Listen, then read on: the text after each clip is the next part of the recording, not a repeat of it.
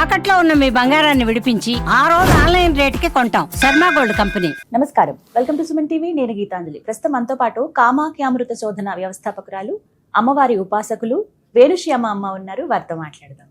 అమ్మ నమస్కారం, ఎలా ఉన్నారు? శ్రీమాత్రే నమః. అమ్మ, చాలా విషయాలు మాట్లాడదాం అనుకుంటాను మీరు వచ్చినప్పుడు, కానీ అలా అలా ఇంకా మిమ్మల్ని చూస్తూనే సమయం గడిచిపోతుంది అంతే. అమ్మవారిలా సాక్షాత్తుగా అదృష్టమే ప్రతిసారి కలవటం, మాట్లాడడం. ధన్యవాదాలు, కొంత సమయం మాకు కేటాయించారు.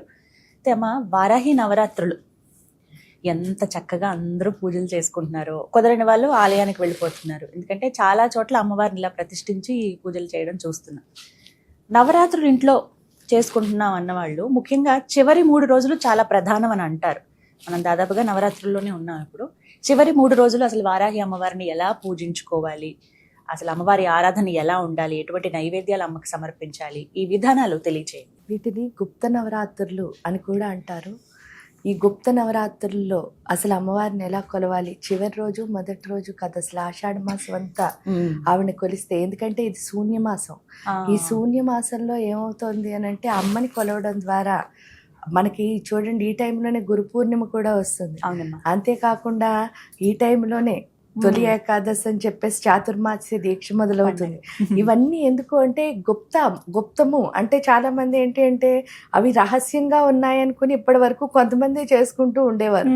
అలాంటిది అమ్మవారి దయ వల్ల అందరూ చేసుకునే అవకాశం ఎందుకు వచ్చింది అంటే, గుప్తం అంటే ఏమిటి అంటే లోపల ఉన్నవన్నీ బయటకు తీయడం అనమాట. ఎందుకంటే దాచుకున్నాం కదా, అందుకే ఆయన చిత్రగుప్తుడు అంటారు. చిత్రగుప్తుడు అంటే ఏంటి, మనకున్న చిత్తాలన్నిటినీ ఏం చేస్తున్నట్ట అంటే, మనకు ఒక ఆలోచన వచ్చిందంటే వాడు మళ్ళీ లిస్ట్ అవుట్ చేసి రాసేస్తూ ఉంటున్నాడు అనమాట. ఆ గుప్తం అంటే అర్థం ఏమిటి, లోపల ఉన్నది బయటకు తీయని.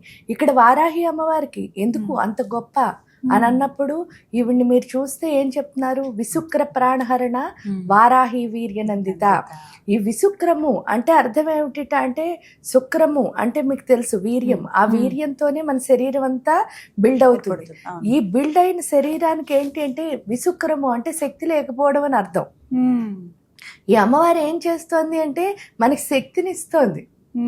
అంటే వారాహి అన్న పదాన్ని మనం చెప్తే చాలు మనకి ఏమొస్తుంది అంటే ఎనర్జీ వస్తుంది.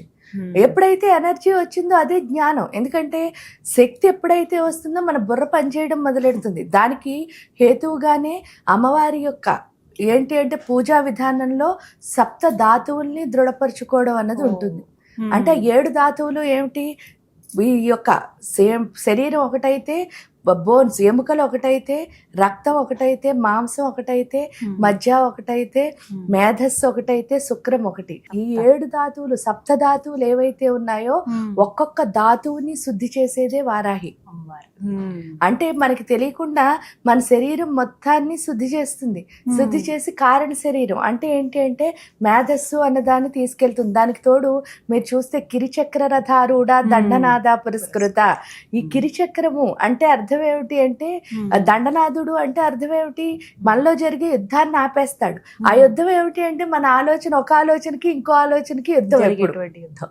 అదేమిటి అంటే ఏమీ లేదు, అవునంది అనుకో ఒకటి, రెండోది కాదంటూ ఉంటుంది. చైనా చెయ్యి అంటుంది ఒకటి, రెండోది చెయ్యకు అంటుంది. ఈ రెండింటి మధ్య దెబ్బలాడుకుంటూ ఉంటాం. ఆ యుద్ధం ఎప్పుడు ఆగుతుంది అంటే, మనం ఒక ప్రశ్న వేసుకోగానే దానికి ఆన్సర్ క్లియర్ గా వచ్చేసింది అనుకోండి, అప్పుడు ఇంక యుద్ధం ఉండదు కదా. అంటే చేస్తానంటే చేస్తా, చేయనంటే చెయ్యను, అంతే. చెయ్యనా వద్దా అని కొట్టుకునే స్థితి అన్నది మనకు ఉండదు. అది ఏదైతే ఉందో ఆ క్లారిటీ అన్నది వారాహి ఇస్తుంది. అంటే మైండ్ లో థాట్లెస్ స్టేట్ అంటారు. చాలా మంది థాట్లెస్ స్టేట్ అంటే ఆలోచన ఆగిపోవడం అని అనుకుంటారు. ఆలోచన ఆగిపోవడం కాదు, ఈ కన్ఫ్యూజన్ పోయి క్లారిటీ రావడం. ఆలోచన రహిత స్థితి ఆలోచన రహిత స్థితి అంటే ఆలోచన ఆపేయడం కాదు. ఇప్పుడు మరి ఆలోచన ఆపేస్తే మీరు ఇప్పుడు నెక్స్ట్ ఏముందో మీకు తెలియదు, ఇప్పుడు ఏం చేయాలో మీకు తెలియదు. ఆలోచన ఆపేస్తే అప్పుడు మీరు పని ఎలా చేస్తారు? అప్పుడు ఈ భూమి మీద ఈ శరీరం ఉన్నదానికి ఒక అర్థం ఉండదు కదా. ఎందుకంటే ఈ శరీరం ఈ భూమి మీద ఉందంటే ఏదో ఒక కామం లేకుండా, కామం ఉంటేనే ఇక్కడ ఉంటుంది. అందుకే కామిగాక మోక్షగామి కాడు. ఆ కామం ఏమిటి అంటే నేను చీరలు కొనుక్కోవాలి, ఇల్లులు కొనుక్కోవాలి, బట్టలు కొనుక్కోవాలి, ఇలాంటి కన్ఫ్యూజన్ కామం ఉందా, లేకపోతే నాకు అంటూ ఒక డెస్టినీ ఉందా, అది కోరికే కదా. ఇప్పుడు సపోజ్ చాలా మంది చెప్తారు ఏంటంటే అమ్మవారిలో కలిసిపోవాలనుకున్నానండి అని. మరి అమ్మవారిలో కలిసిపోవడం కూడా ఒక కోరికే కదా. ఖచ్చితంగా అది కూడా అది మోక్షం కోరికే కదా. అది కొంచెం పెద్దది అంతే. ఇవన్నీ చిన్న చిన్న కోరికలు అయితే అది పెద్ద కోరిక. బట్ ఏదైనా కోరిక అంటే కోరికే. ఏదో ఒకటి లేకపోతే ఈ భూమి మీద మనం పని చేయలేము. మరి ఉంటే ఏది ఉన్నా సరే దానికి ప్లానింగ్ అన్నది అవసరం. ఆ ప్లానింగ్ ఏమిటి అంటే కన్ఫ్యూజింగ్ గా ఉండకూడదు. నాకేం కావాలి, ఎందుకంటే మీరు చూస్తారు చాలా మంది పిల్లల్ని, నువ్వు ఎందుకురా చదువుకుంటున్నావు అంటే మంచి ఉద్యోగానికి అంటారు చదువుకునేటప్పుడు. మంచి ఉద్యోగం ఎందుకురా అంటే లైఫ్ లో సెటిల్ అవడానికి అంటారు. లైఫ్ లో ఎలా సెటిల్ అవుతావంటే మంచి ఉద్యోగం చేస్తాడు అంటే నువ్వు ఎక్కడా ఇష్టం లేదు, ఆ నెక్స్ట్ దానికోసం ఈ పని చేస్తున్నావు. అలా చేస్తే ఆ పనిలో సక్సెస్ ఎలా వస్తుంది? నిజం, కష్టమే కదా. కష్టమే. ఇప్పుడు నువ్వు చదువుకుంటున్నప్పుడు నీకు చదివే ఇష్టం ఉండాలి, వేరే వాటిపైన ధ్యాస ఉండదు. జాబ్ తర్వాత కదా నెక్స్ట్. ఫస్ట్ నేను చదువుకుంటున్నది ఎందుకు అంటే చదువుకోవడానికి. అది ఇష్టంతో చేస్తే ఆ నెక్స్ట్ వన్నీ ఆటోమేటిక్ గా గొప్పగానే ఉంటాయి. కరెక్ట్. కానీ మన అది ఎవరిస్తారు అంటే వారాహి ఇస్తుంది. అందుకనే వారాహి నవరాత్రులు అంత గొప్పవి. దానికి తోడు ఏంటి అంటే ఈ సప్త ధాతువులు ఎప్పుడైతే చాలా మంచిగా ఉంటాయో ఈ క్లారిటీతో పాటు ఆరోగ్యం అన్నది చాలా మంచిగా సిద్ధిస్తుంది. అందుకని చెప్పి హెల్త్ ప్రాబ్లమ్స్ ఏమీ లేకుండా ఉండడానికి కూడా చాలా మంది వారాహి ఉపాసన చేస్తారు. మరి ఈ 3 రోజులమ్మ, చివరి 3 రోజులు ప్రత్యేకంగా ఏమైనా చేసుకోవాలి? చివరి 3 రోజులు అంటే మామూలుగా వారాహి ఉపాసకులు అయితే అన్ని రోజులు తర్పణాలు, యంత్ర పూజలు, జపాలు, హోమాలు ఇవన్నీ చేస్తారు. మిగతా వాళ్ళ గురించి వచ్చేసరికి కుంకుమ పూజలు, కవచాలు ఇవన్నీ చదువుకునే వాళ్ళు ఉంటారు. ఉన్నవాళ్ళు లాస్ట్ 3 రోజులు ముందంతా అవినా అవ్వకపోయినా సహస్రనామాలు అని ఉంటాయి అమ్మవారికి, అవి చదువుకుంటే చాలా మంచి. వారాహి సహస్రనామం. అమ్మవారికి ఏమంటే బాగా ఇష్టం అమ్మ? నైవేద్యంగా ఏం పెట్టాలి? జనరల్ గా ఏంటి అంటే నైవేద్యం పెట్టినప్పుడు నువ్వుల అన్నం పెడతారు అమ్మకి. కాబట్టి ఎందుకు అని అంటే మనలో ఉన్న ఈ కన్ఫ్యూజింగ్ దరిద్రాన్ని వదిలించి చక్కగా, ఎందుకంటే క్లారిటీని ఇస్తుంది. దానికి తోడు శ్రీ విద్యా ఉపాసనలో వారాహి అమ్మవారిని మనం లక్ష్మీ స్వరూపం కింద కూడా కొలుస్తాం. కాబట్టి ఆ యొక్క లక్ష్మి, ఎందుకంటే వరాహము అంటే వరాహ స్వామికి శక్తి కింద మనం కొలుస్తాం. అప్పుడు ఆ లక్ష్మి కింద కొలుస్తాం. కాబట్టి ఆ లక్ష్మీ స్వరూపానికి మనం ఈ నువ్వులు ఎప్పుడైతే ఇచ్చామో మనలో ఉన్న అష్ట దరిద్రాలు పోయి అష్ట ఐశ్వర్యాలు వస్తాయని ఆ నువ్వులన్నం పెడతారు. నువ్వులన్నం పెట్టాలి. అలాగే అమ్మవారికి పసుపు కొమ్ముల మాల చాలా ప్రత్యేకం అంటారు. ఎందుకని? ఇవి మీకు పసుపు చూస్తే యాంటీబయాటిక్ కదా, సో అందుకని మనలో జబ్బుల్ని తీసేస్తుంది. దానికి తోడు ఏంటి అంటే అన్నిటికంటే పెద్ద జబ్బు ఏంటి అంటే చాలా మందికి నాకేదో ఉందని బాధ ఉంటుంది, అంటే ఏమి లేకపోయినా. సో లేకపోతే నన్ను ఎవరో అంటున్నారని చెప్పేసి అంటే వాళ్ళు హైనెస్ ఇచ్చుకోరు, అటు లోగాను ఉండరు. మొత్తానికి ఎలా అయినా బలహీనంగా ఉంటారు. ఆ బలహీనతలు పోవాలి అంటే పసుపే ఎక్కడ. అందుకని చెప్పి పసుపు కొమ్మల మాల వేయడమే కాదు, పసుపుతో అభిషేకం చేయడం ఉంటుంది.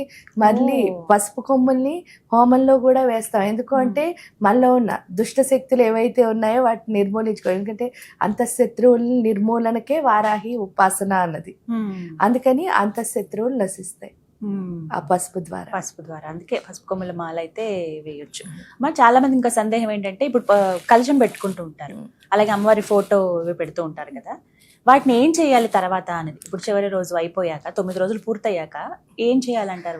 వాళ్ళకి స్థిరంగా ఉంచుకోవాలి అంటే లైఫ్ అంతా ఉంచుకోవచ్చు, పూజా మందిరంలో పెట్టుకోవచ్చు. కానీ ప్రాణ ప్రతిష్ఠ చేసి నేను ఈ విధంగా చేయలేనేమో అని అనిపించి కొంతమందికి అనిపిస్తే కనుక, అంటే ఆ భయం పోతే హ్యాపీగా ఆవిడ ఉంచుకోవచ్చు. ఎందుకంటే అమ్మ ప్రాణంతో ఉండడం కంటే మనకి ఇంకేం అవసరం లేదు కాబట్టి. అది భయంగా అనిపిస్తే మాత్రం చక్కగా ఉద్వాసన చెప్పేసి తీసేయచ్చు. ఆ ఉద్వాసన రోజు మంగళవారం శుక్రవారం కనుక అయితే, ఎందుకంటే ఈ నవరాత్రుల్లో చివరి రోజు శుక్రవారం అయింది వచ్చింది. కాబట్టి అవునమ్మా. మంగళ శుక్రవారాలు అయితే ఆ రోజు కూడా చేసేసి శనివారం రోజు ఉద్వాసన చెప్పొచ్చు. పైగా నవరాత్రులు అంటే 9 రాత్రులు, 9 రాత్రులు అయిపోయిన తర్వాత 10వ రోజే ఉద్వాసన చెప్పాలి. అంటే శనివారం రోజు చేసేయచ్చు. మళ్ళీ ఆ బ్లౌజ్ పీస్ ఏదైతే ఉందో అది వాడుకోవచ్చు కదా. అది వాడుకోవచ్చు. లేదు హాయిగా అంటే అన్ని రోజులు ఆ కలశానికి ఉంది కాబట్టి బీరువాలో కూడా పెట్టుకోవచ్చు. అట్లనే దాన్ని పూజా వస్తువు కింద దాచుకోవచ్చు. ఇప్పుడు చూడండి చాలా మంది విగ్రహాలు లేకపోతే కాయిన్స్ పెట్టుకుంటారు కదా, అలా దీన్ని కూడా పవిత్రంగా పెట్టుకోవచ్చు. అలా ఉపయోగించవచ్చు అనమాట. ఇదే చాలా మందికి సందేహం అక్కడే వస్తుంది. అమ్మ అసలు వారాహి అమ్మవారు ఏదైనా మంత్రం, ఇప్పుడు మేము ఎంత పూజ చేసుకోలేమండి, ఈ చివరి 3 రోజులు కూడా మాకు కలశం పెట్టడం, ఫోటో పెట్టి పూజించుకోవడం కష్టమే, ఇవన్నీ కాకుండా సులువుగా ఏదైనా మంత్రం ఉందా అని అడుగు. మంత్రం అంటే చక్కగా లలితా శాస్త్రంలోనే విశుక్ర ప్రాణహరణ వారాహి వీర్యనందిత, అది చదువుకోవడం ద్వారా వాళ్ళలో ఉన్న ఎనర్జీ లెవెల్స్ ని పెంచుకోవచ్చు. అదే కాకుండా కిరిచక్ర రథారూఢ దండనాద పురస్కృత, అది చదువుకోవడం ద్వారా ఆలోచనల్లో బ్యాలెన్స్ తెచ్చుకోవచ్చు. ఇవన్నీ ఇది కూడా చేయలేమండి అని అనుకుంటే కనుక ఐం గ్లౌం వారాహి నమః అని చెప్పుకోవచ్చు. అది కూడా చెప్పలేను అంటే ఐం గ్లౌం అని కూడా చెప్పుకోవచ్చు. ఇన్ని సదుపాయాలు ఉన్నాయి. సదుపాయాలు అంటే అమ్మ ఏంటి అంటే ఎలా పిలిచినా సరే పలికేదే అమ్మ కాబట్టి ఆవిడ పిలిస్తే దానికి తోడు వారాహి ప్రత్యంగిర ఇవి చూసినప్పుడు వీళ్ళు ఏమంటారు, రౌద్ర దేవతలు అంటారు. కానీ రౌద్ర దేవతలు అంటే చాలా మంది భయము కోపము ఇవన్నీ, కానీ రౌద్ర దేవతలు అంటే ఏంటి అంటే నాలో ఉన్న రుద్రత్వాన్ని గుర్తించడానికి ఏదైతే సహాయం చేస్తుందో అదే రౌద్ర దేవత. నాలో ఉన్న రుద్రత్వం ఏమిటి, ప్రతి ఒక్కళ్ళలో ఉన్న ఆత్మే శివస్వరూపం. అంటే నా లోపల ఉన్న శివుడు అని తెలుసుకోవడానికి ఈ ఉగ్ర దేవతలు మనకి హెల్ప్ చేస్తారు, సహాయం చేస్తారు. అంతే తప్ప వాళ్ళకి పూజ చేస్తే చాలా మంది పూజ చేస్తే కోపం వచ్చేస్తుంది, లేకపోతే పూజ చేస్తే ఇదవుతుంది. పూజ చేస్తే అయ్యేది ఏంటి అంటే మనలో మొత్తం క్లీన్ అవుతుంది అనమాట, శాంతం అవుతాం. తెలుసుకోవాలి చాలా సులువుగా. ఐం గ్లౌం అంటే లేకపోతే ఐం గ్లౌం వారాహి నమః, లేదా ఇదిగో విశుక్ర ప్రాణహరణ వారాహి వీర్యనందిత గిరిచక్ర రథారూఢ దండనాథ పురస్కృత. రోజంతా ఇవి కుదిరినప్పుడు అంతా ఇలా చేసుకో. ఇంకా ఇంకోటి ఉంది కదా కురుకుళ్ళ కుళేశ్వరి అని చెప్పి, అది కూడా చెప్పుకోవచ్చు. ఇంకా ఇవన్నీ కూడా మన ఓపికను బట్టి మన శక్తి కొలది రోజంతా ఇలా స్మరించుకుంటూ ఉండొచ్చు కదమ్మా. అంటే ఈ నవరాత్రులు ఎందుకు పెట్టారు అంటే ఈ 9 రాత్రుల్లో ఆ దేవత యొక్క శక్తి చాలా ఎక్కువ ఉంటుంది. ఆ టైంలో కనుక మనం చేస్తే ఏమవుతుంది అంటే ఆ శక్తి మనకి కొంచెం అంటే ఎక్కువ కష్టపడే బదులు కొంచెం తక్కువగా వస్తుంది. కాబట్టి దాన్ని ఉపాసన అంటే ఏంటి అంటే ప్రతి క్షణం ఆ దేవతకి దగ్గరగా ఉండడం. ప్రతిరోజు చాలా మంది ఆశ్రమంలో అంటే గృహస్థాశ్రమంలో ఉండలేని వాళ్ళు ఉంటారు కాబట్టి ఆ టైంలో ఉన్నారనుకోండి, ఆ వారం రోజులు అది అలవాటుగా కనుక మారితే ప్రతిరోజు ఉంటారు అన్నది ఒక కరెక్ట్. కనీసం అది ఆ 9 రోజుల నుంచి అలవాటుగా మార్చుకోవాలి. కుదరని పక్షంలో కనీసం ఈ 9 రోజులైనా చేసుకోవడం అనేది సంతోషం. చక్కగా వివరించారమ్మా, ధన్యవాదాలు.